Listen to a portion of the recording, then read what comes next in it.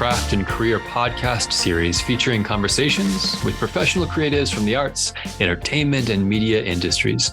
Here we explore various approaches to craft and career and even consider how those two can sometimes work together. I'm Derek Webster, Senior Associate Director for Creative Careers at Yale's Office of Career Strategy, and I'm excited to introduce our next guest, Asher Young.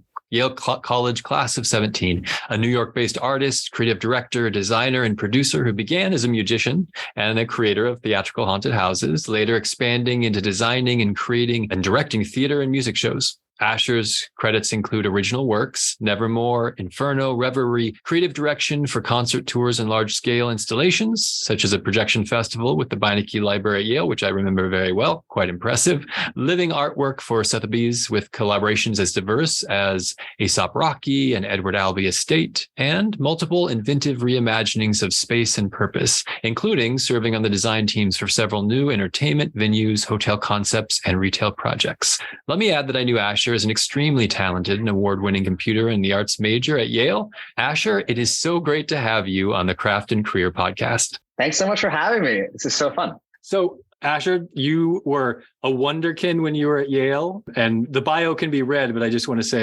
your impact and the kinds of projects that you put forward as an undergraduate were exceptional, and lingering, right? Like in the thought process of what can an undergraduate really do while they're at Yale? And now you've been doing these amazing other things. So I thought it would be fantastic to have you on the podcast to talk through some of this crazy, both the timing and where our world is as creatives and what exists out there, and the turmoil, but also one would hope the reacclimation of some of these things. So where do we start with this? We're normally asking the question, even the definition of terms. We call the podcast Craft and Career. Those are weird terms, and everyone thinks about slightly different things with those. So let's start with you. So when we say something like a word as big as career, big C career, what does that mean for you when you think about your career? So, it's an interesting question because I don't, my life is not organized in the way that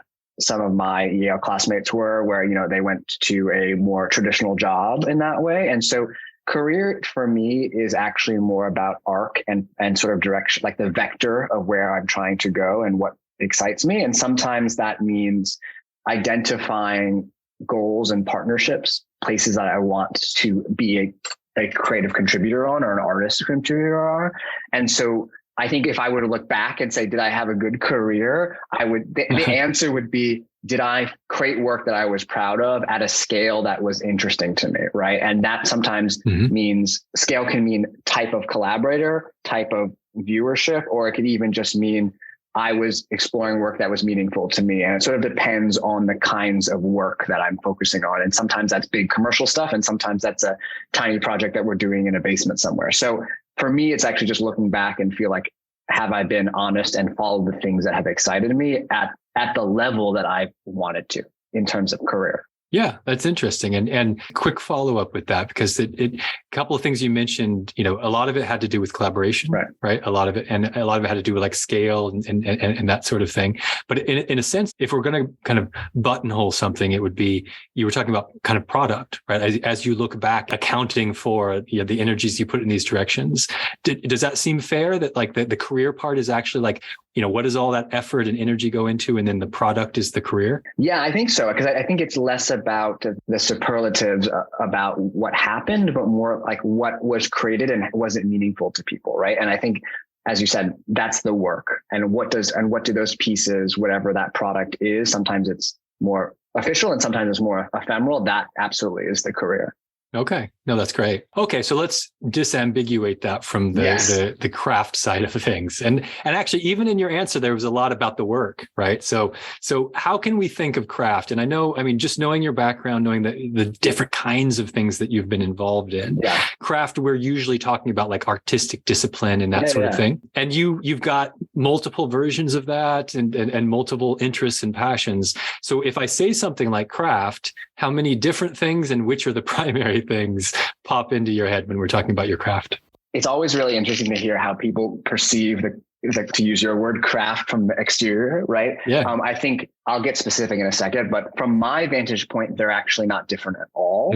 But it's just the expression of the work for a given piece is why it may feel like separate disciplines, right? But actually, to me, the craft is the process of creating it and sort of searching after whatever that ideal is or narrative is for a given project. And then we just find the expression of it through the different disciplines, right? And so craft, in opposition to career is like looking back on what the work was. The craft is very much the process and the way we get to the end product or the end piece. Like that is what I'm interested in terms of craft, because sometimes it's following a hologram that we're developing that started developing at Yale that I'm still doing. It's, I don't know, 7 years later, and we're still iterating and moving through it. Like that is part of the craft and finding a way that tells the story that we want it to, instead of just like, now we have the piece, what's the next thing that's on our plate?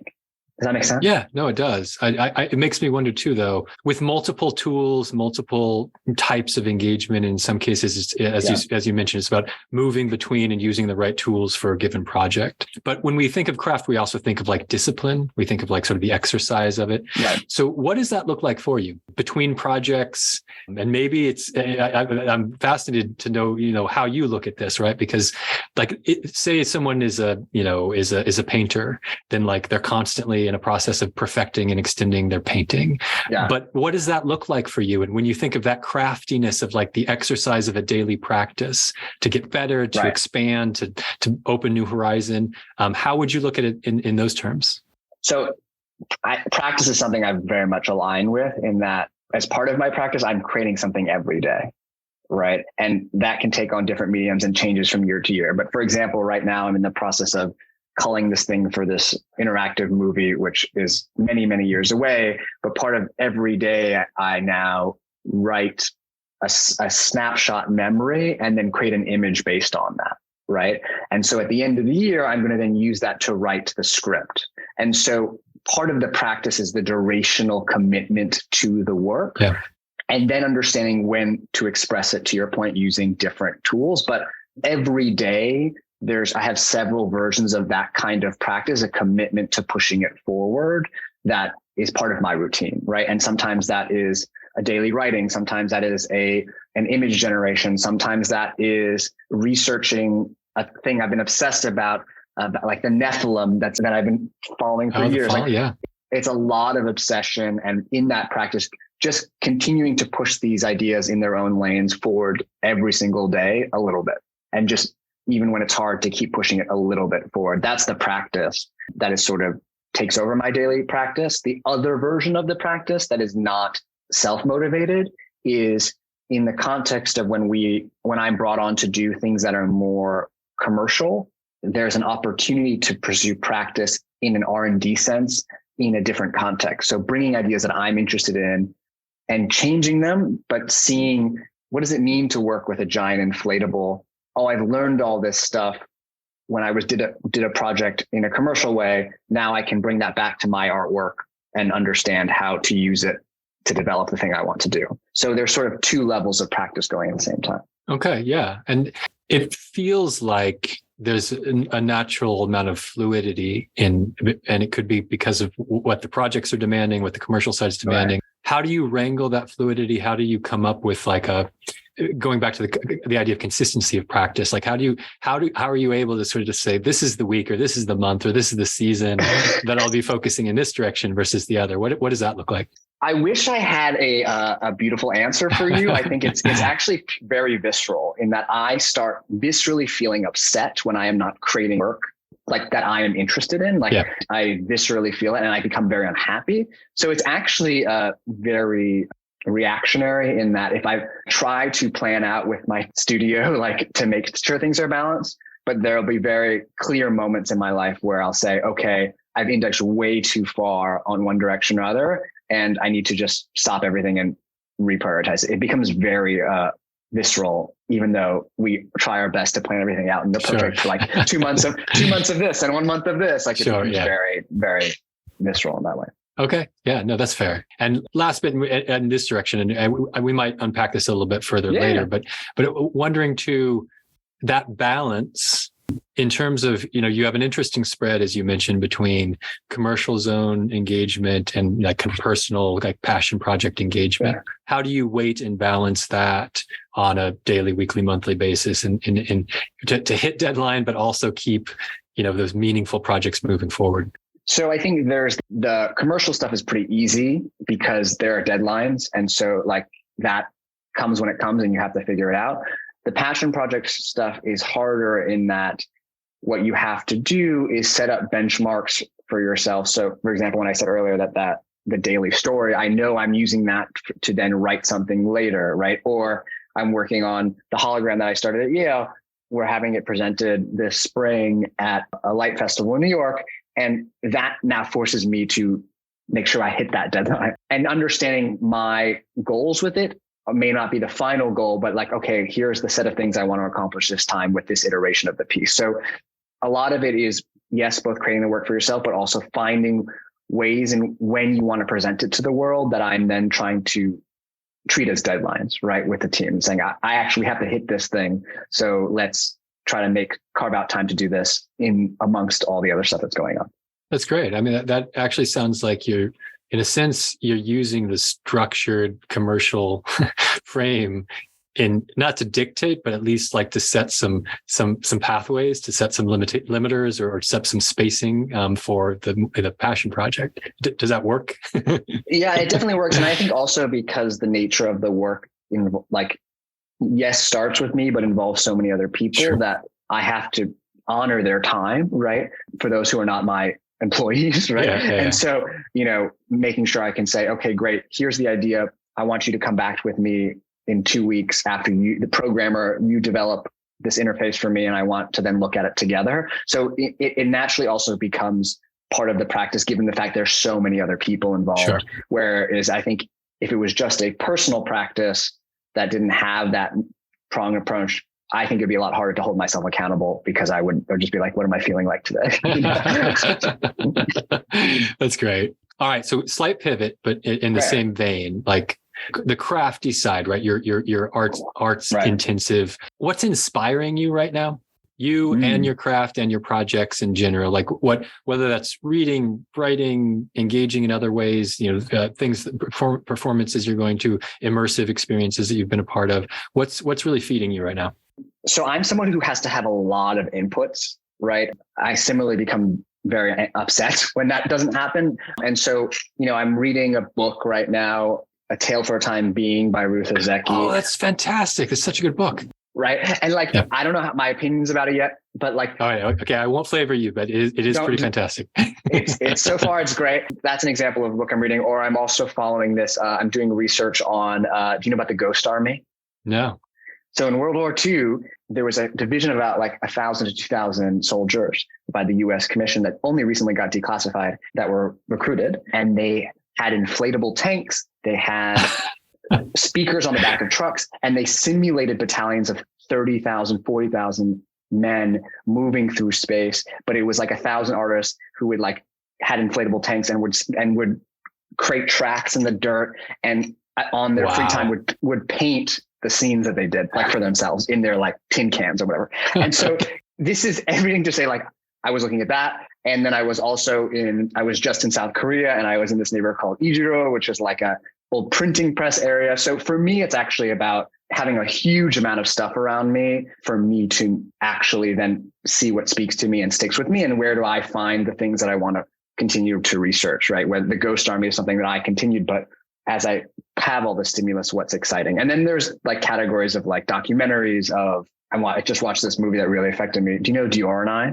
No. So a documentary about Raf Simons, who is a fashion designer who was made creative director of Dior in 2015, I believe. And it's about him having to create a collection in 8 weeks and his process of doing it. And it's very emotional and very powerful, even though it's actually less about the art that he creates and more about how he got there. So that's a huge spectrum of stuff. Of course. Yeah. Today, yeah. If you ask me today, tomorrow, it's going to be totally different. Yeah. And in that process, and particularly because it's such an open channel, right? How do you differentiate and how do you annotate the parts, once you begin the sense of like something's itching, something's percolating? Do you journal? Do you pull things out? Do you mock up some stuff because you know it's there? And then how do you keep that separate? And I a lot of artists I've spoken with have this feeling of like when to turn it on or off, when to be overly analytical, overly critical, and when you just really need to fill the tank back up with good art, with good engagement. Yeah. How do you navigate that? Well, I think the absorption part is, as you said, is like constant. I can't really turn that off. Right. And so even if it's going to a gallery or museum in a very traditional context, I'm taking photos of everything, even if I don't like it. And that is just giving me fodder for later. And I know that I'm sort of building up, as you said, the tank that I can then reference later. In terms of journaling and things like that, I start categorizing images or references into places in my life. And sometimes that's simple as Pinterest. Like if it's a visual image category that I want to keep, that it goes there. Or it's actually somehow speaks to me in a more visceral way. I start printing it out and putting it up in spaces. And so, there's a huge vault of information. And then what comes out of that vault into physical space often is what I'm thinking about in a more tangible way.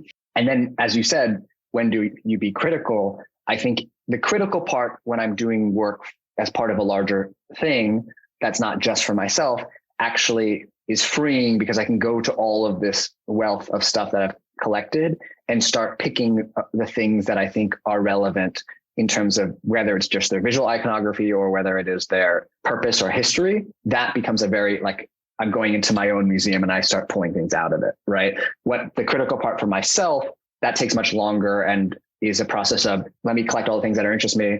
Let me put it to the side and let me come back with new context. And that can be a day or that could be years. And then saying, do I have new context? Great. Or is this stuff still the right source material for me to respond to? And that just iterates and iterates and iterates on its own timeline versus, when I'm picking for other things. Okay. Yeah, no, that's a great way to distinguish.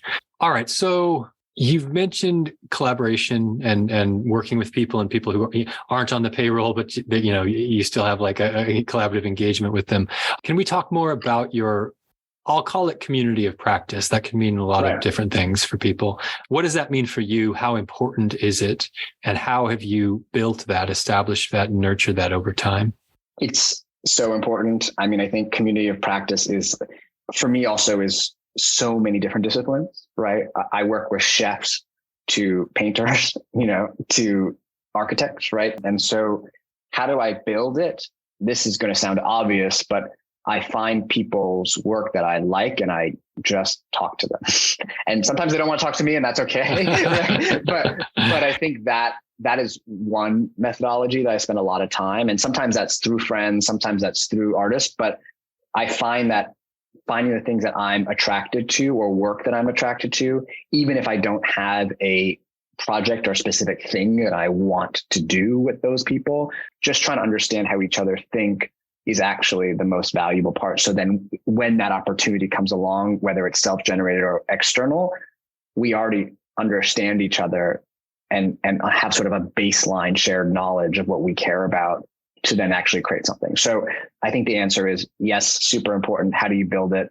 Just start talking to everyone and find the people that you like versus find the people you also don't connect with, right? And that is equally valuable in that process. And it's just a numbers game, sadly. It's just about like, oh, I met this person. There's something I like about them, something I really don't like about them. Is it worth spending more time on it? Actually, let's check in 6 months instead of next week or whatever. So sure, that's how it goes. Is the identification of the people that you maybe you're not perfectly simpatico with, is that to make sure, that you continue to have like sort of a critical perspective, people who maybe don't understand your work as well, but you still want to be engaging with them because you want that perspective as part of the conversation? Yeah. I mean, I actually, funny enough, I love people who don't like my work in a deep way, as long as it's coming from a place of respect. I think because those people actually, we push each other the most, right? Obviously, the half also comes from, I think there's a category of people on both sides of the coin that are either not critical enough of their own work, so that as a result feels incredibly like following fads that are happening in the moment. And I have deep appreciation for that work. And so that's why I'm friends with them sometimes. But sometimes they don't want to go deeper, right? And those people I find really exciting to have part of my life. But that's not the entirety of my existence. And so I also have to have the other existence of people who are really critical and really thinking about the work. But I actually think both are really healthy, but I just have to have an understanding of where I see them in relationship to that for myself. So I understand what their goals are and what they care about, because both of them are important, but they're just different. And so not miscategorizing someone, because then ultimately the collaboration we do, if we do it in the wrong way, they won't create good work either. So like that, it's a learning to understand how in what environments make the most sense to work together. And not just it's building the community with all the same kind of relationship or the repetition of the same relationship between the whole team, right? I like that. Yeah, I think I understand that. I wondered too, how important was the community build from your time at Yale? Do you still stay connected with relations and those sorts of things? What did that mean to you? Yale was absolutely incredible. I mean, I think there's no doubt that some of my closest collaborators are still from my time at Yale or had a moment in Yale in their lives, right? I think that the network and the time. So like even this, it's funny that we're talking today, because even late night over, my friend and I were messaging. He's a Yale, a year above me, but we were messaging about the difference between art and design at some late hour last night, but feels very akin to the conversation we're having today. But those relationships are incredibly valuable, and we continue to collaborate together all the time. And often those relationships are ones that come from shared understanding, just from context, right? So I can reference something that I did at Yale and something they did at Yale, and then all of a sudden we've skipped days and days of onboarding. So that happens all the time. And those people tend to mostly be in like architecture, art, those spaces. But I will say the like fun surprise of it all is also the support of the people who are not in the arts community that also just want to go see things that are happening. That has also been an incredible surprise and like love, and that there's a different kind of community also coming from people who want to support the people from their time at Yale. So, those are the two fields that are happening at the same time. That's great. All right. So let's shift over from craft to career. Okay. So steps along the way. Tell us a little bit about kind of the defining at Yale to moving past Yale to, making your way through and sort of defining what you are now, and even moving forward, what you will become. What does that look like? So if we go all the way back, I grew up in New York City. I started as a magician as a kid, which, was hilarious, but ultimately became a professional magician while being in the city. Wow. Simultaneously, one year my mother dressed me up as in a cat costume, or was it a cow costume? I can't remember, but I made me trick-or-treating, and, I really hated it. And so I started doing haunted houses instead and making basically theatrical experiences that would take over an apartment. And of course it was terrible to begin with, but I kept doing it for years and years and years. And then I all of a sudden was like gutting apartments and doing it all over the place. That mixed with also working at EDM festivals in the city on my weekends, like working a concert for 48 hours straight at Roseland Ballroom, which is a venue that no longer exists. All of that was like my precursor, that the mix of magic, theater, haunted houses, concerts before I got to Yale. So, and that was like a gift of New York City, I would say. Like, I don't think many places in the world would allow a 15-year-old or a 13-year-old was allowed to do these things at the time. But when I got to Yale, I actually felt pretty clear in sort of the direction of my life. And so Yale became like an incredible place because I knew that this was a place for me to grow, right? And also I could treat it differently than I had treated high school, of like getting into a good school. Now I had made it there and said, this is a place for me to meet people. Yes, learn a bunch of stuff, expand my mind, but also it's a playground, right? And so that became it took me about a year at Yale to figure that out. But once I figured it out, I was like, now this makes sense to me. And now I understand how to interact with this space to create cool things and things I was excited about.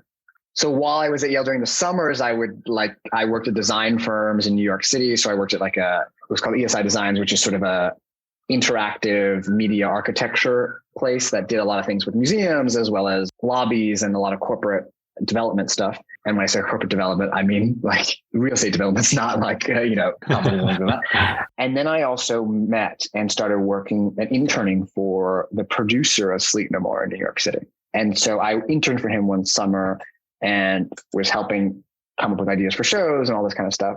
And when I was graduating Yale, I went to go visit him, and he said, I had always planned I was going to go start my own thing immediately after college and just start doing it.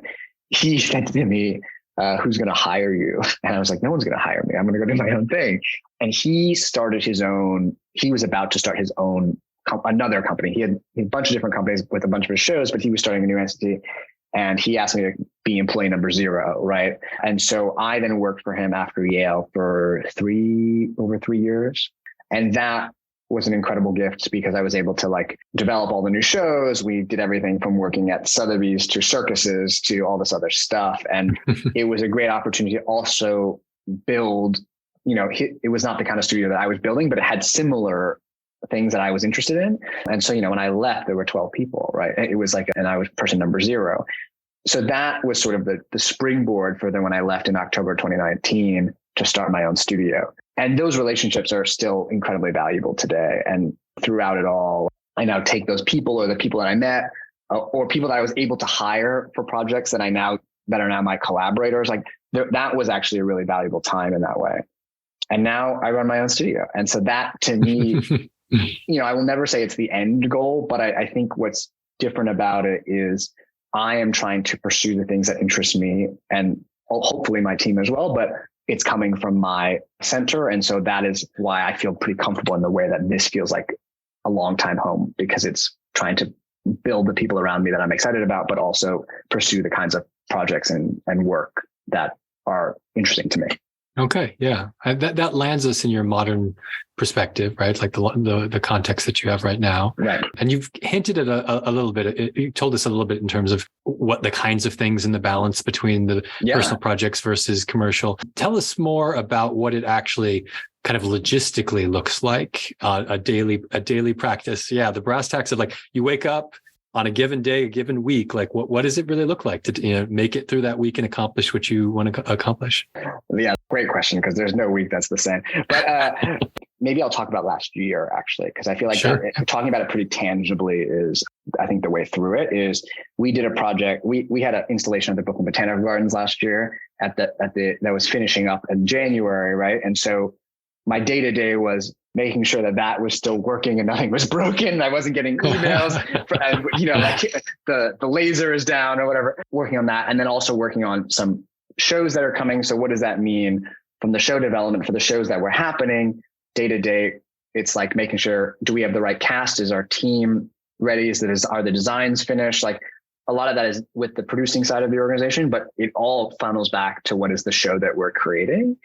So practically every day is going through our list of projects and making sure that everything is on track, right? And even if my day today is, I'm going to go work on the hologram with the team and I'm not going to spend anything else, that pushes that forward a little bit. And then tomorrow I'm going to spend all day on casting this new show that we're coming next year. And then, oh no, I have to go fly to this place. We directed a K-pop show last year that was half theater, half concert, right? Let me go check on it to see how the things that we thought we were doing, how are they doing? Are they planning out the way that we thought they were? Do they need help? And so the mixture of the day-to-day, week-to-week is, I would say 50% pushing new projects forward, and then 25% looking back at projects that are up and running, and then 25% of meeting new people to figure out what the next thing is. So that may not be as a specific answer as you want, but it's like truly no formula. Of course. Now, energetically, that gives us like a sense of like the rhythm and pace and